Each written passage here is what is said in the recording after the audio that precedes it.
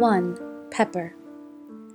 A woman named Pepper was kidnapped at the age of 4 and raised by a woman named Shirley Berthello, along with another girl, a little older, named Renee. Pepper remembers few details from her previous life.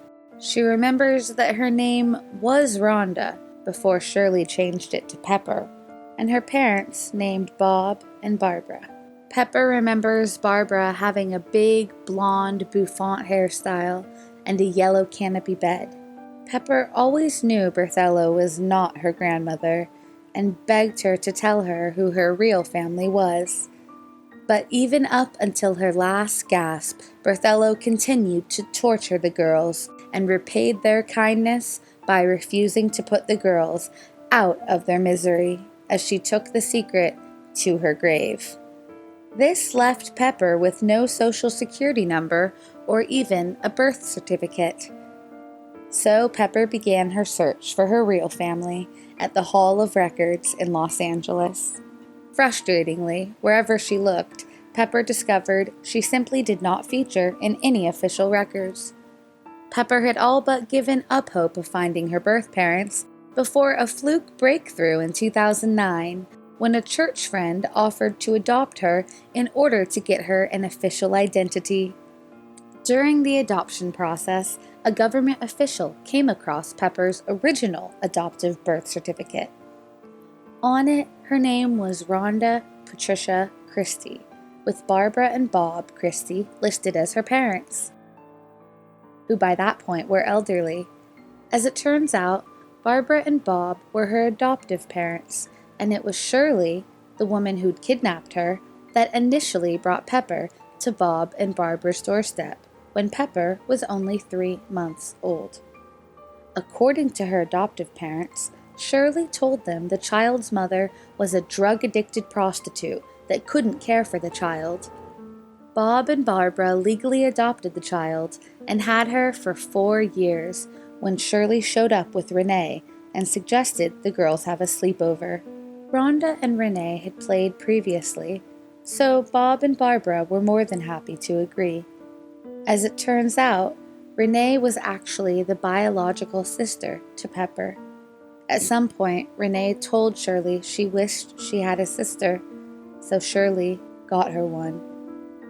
She left town with Pepper in the middle of the night. Pepper and Renee's story was covered by NBC in a Dateline episode called The Girl Who Didn't Exist, which aired in March 2011. In the episode, Pepper and Renee are seen reuniting with the Christies.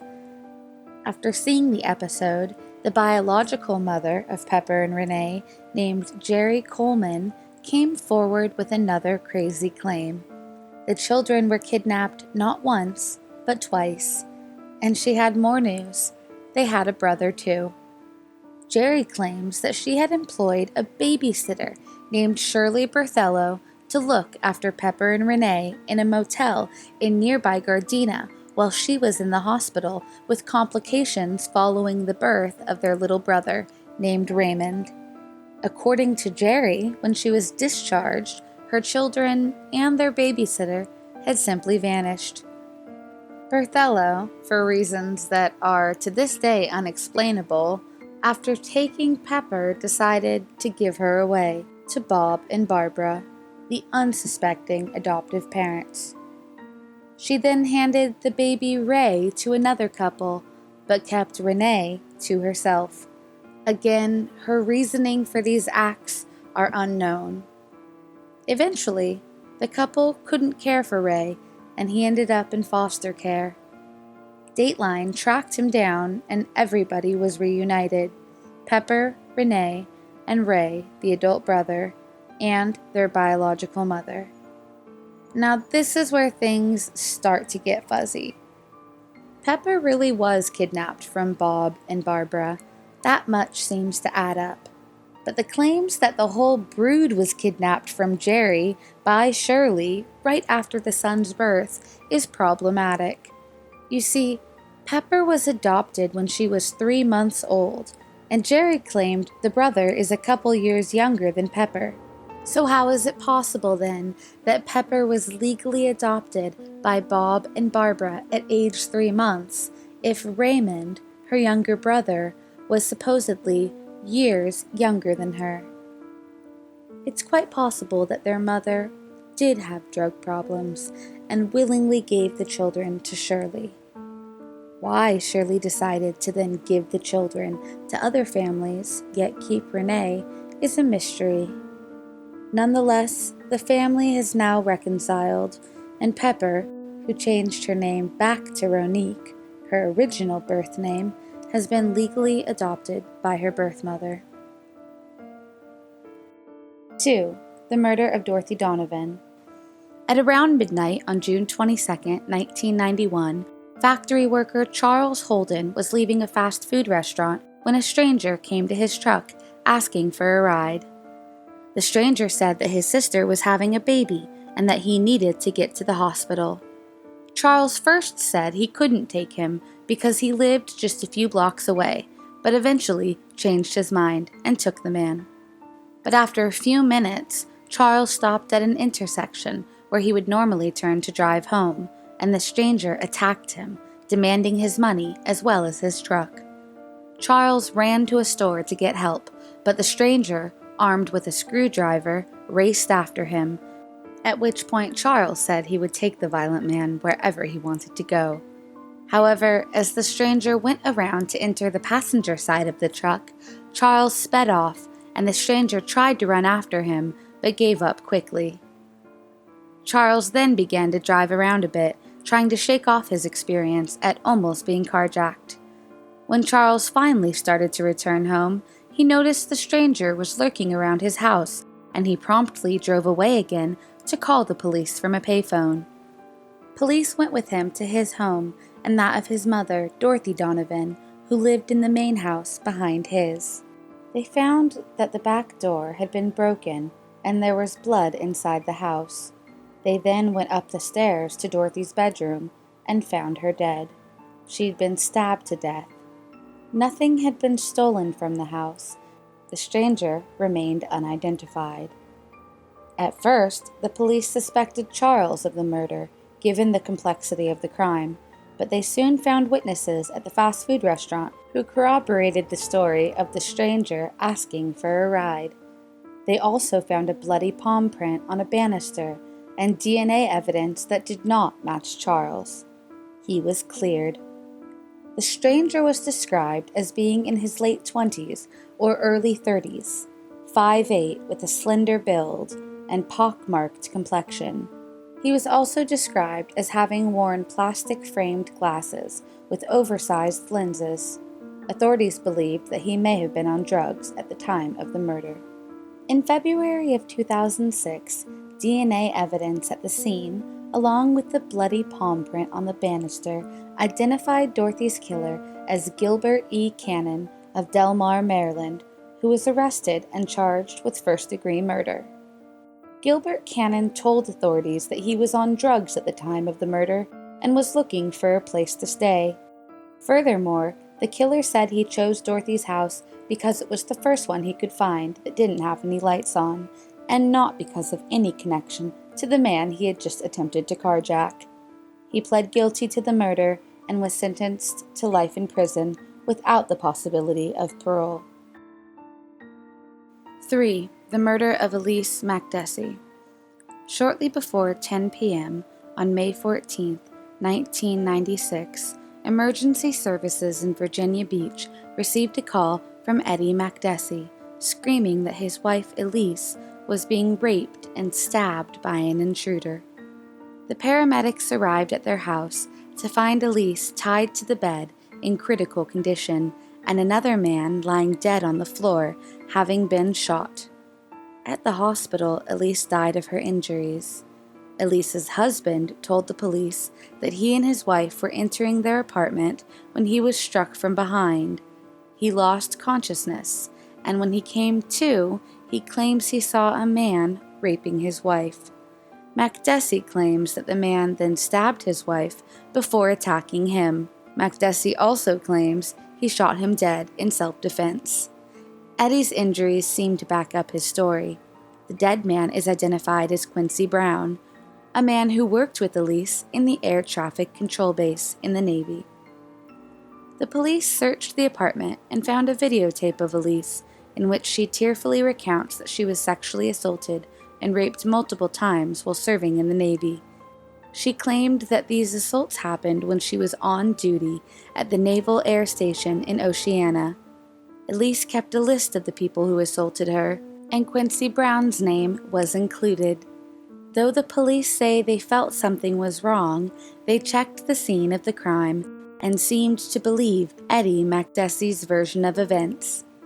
1 month before this double homicide, Makdessi had taken out a $500,000 life insurance policy on his wife.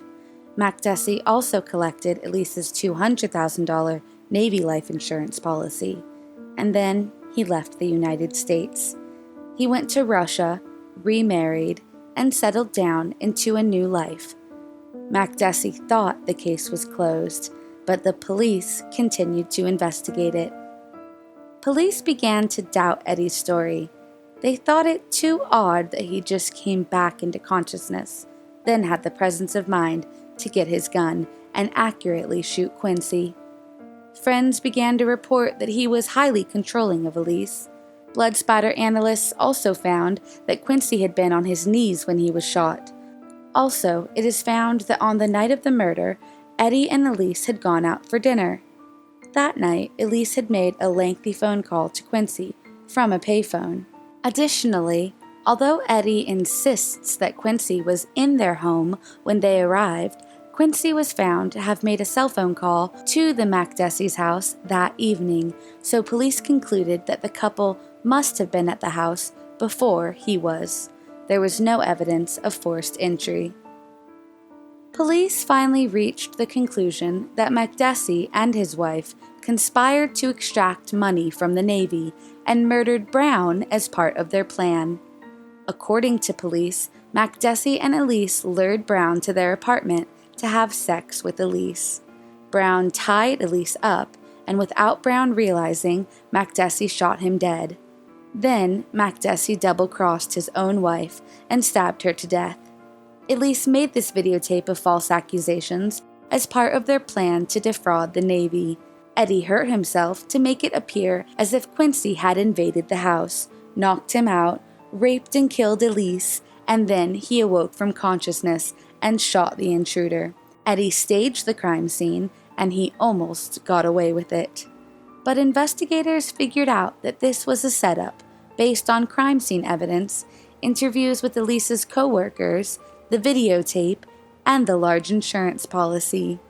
Investigators also found that Elise's sexual harassment and sexual assault claims were in fact fabricated. All the men Elise had accused of sex crimes in the video passed a polygraph examination, and her supervisors testified that Elise never reported sexual harassment or assault like she claimed in her video testimony. Eddie Makdessi was arrested when he landed in the States, and in 2006 was convicted of the double murder of Elise Makdessi and Quincy Brown. 4. The murder of Baby Hope. On July 23, 1991, construction workers found what looked to be a normal cooler, the kind people use to carry food, ice, and cold drinks for camping or picnicking. But when they opened the cooler, they found the decomposing body of a child. The child would go unrecognized for 22 years, though her headstone bore the name Baby Hope. Baby Hope was malnourished, and after being examined and tested, it was shown that she had suffered sexual abuse, and the cause of death was asphyxia. No claims of missing children had been filed, and her body was so badly decomposed that it was hard to make out her facial features. Baby Hope was naked, except for a hair tie with yellow baubles attached to it. Over a week before the discovery, a witness had seen a Hispanic couple walking alongside the parkway with a cooler. Since the child's identity was unknown, authorities appealed to the public for information. Police made every effort to find out who this little angel was, and their attempts failed. Baby Hope was buried 2 years later with the police of the 34th Precinct coming together to raise the money to give her a proper burial. Baby Hope was wearing a white communion dress when she was buried, and her gravestone bore the name she had been given by those who seemed to have cared about her more than anyone who actually knew her. Complete strangers gave her a headstone with the inscription, "Because we care." During the summer of 2013, the Baby Hope case was reopened and republicized. Shortly thereafter, authorities received information leading them to a woman named Margarita Castillo, who claimed that her 4-year-old daughter, Angelica, had gone missing 2 decades earlier.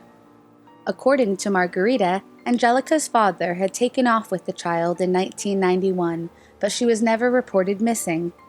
DNA samples extracted from Baby Hope's body were compared with Margarita's DNA, and they proved to be the perfect match. In October, the investigation led to Margarita's cousin, Conrado Juarez, a 52-year-old dishwasher from Manhattan. After being questioned by police, Juarez confessed to sexually abusing Angelica before smothering her to death. With the help of one of his sisters, he then placed the child's body in a cooler and left it alongside the parkway. Juarez was indicted for the murder and is currently awaiting trial. After 22 years, Baby Hope was finally laid to rest under her real name, Angelica Castillo. 5. Benjamin Kyle. One of the most mysterious amnesia cases of all time involved an individual known as Benjamin Kyle. On August 31st, 2004, at 5 a.m., a beaten, naked man was found unconscious behind the dumpster of a Burger King. The man had no driver's license, wallet, or any other identification. After waking up at the hospital from being unconscious, the hospital staff asked for his name. He could not remember his name or his social security number. The man had suffered from cataracts on both eyes, which he was able to operate 9 months after a charity raised the money. Upon seeing himself in the mirror, he was surprised to see that he was 20 years older than he thought he was. Doctors determined that he was suffering from retrograde amnesia. He took the name Benjamin Kyle due to it having the same initials as the Burger King that he was found at, and he believed Benjamin might be his first name. He was certain that he had lived in Indianapolis, Indiana, and in Boulder, Colorado. He had memories of a state fair in Indianapolis, a cemetery, and the downtown area as it had looked years before. He also remembered the University of Colorado Library and a specific seat that he sat in, and a restaurant he frequently visited. Benjamin spent many years between shelters and hospitals. With no identification or social security number, he was unable to obtain legal employment or a place to stay. He was the only person on the missing database that was not missing. In 2007, he was diagnosed with dissociative amnesia, which he had suffered from since 2004. Benjamin was featured in Dr. Phil and Jeff Probst, and even on a segment of News4Jax. In 2011, he caught a big break when he was asked to be featured in a short documentary called Finding Benjamin. The purpose of the documentary was meant to help his situation from a legal standpoint and perhaps even help find his family. Despite many efforts to get the word out, nobody came forward.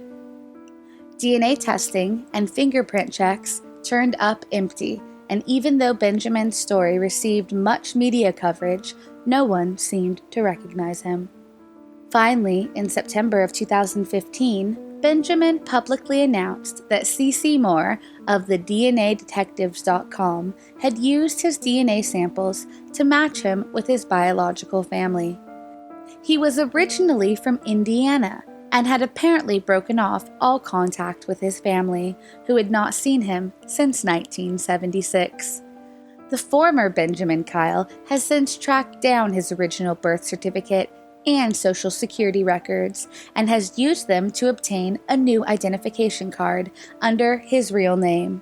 He did not release any further details at this time for privacy reasons. On November 21st, 2016, Benjamin Kyle's true name was revealed to be William Burgess Powell. It was also reported that he had found his family. The case of Benjamin Kyle was finally solved after 11 years.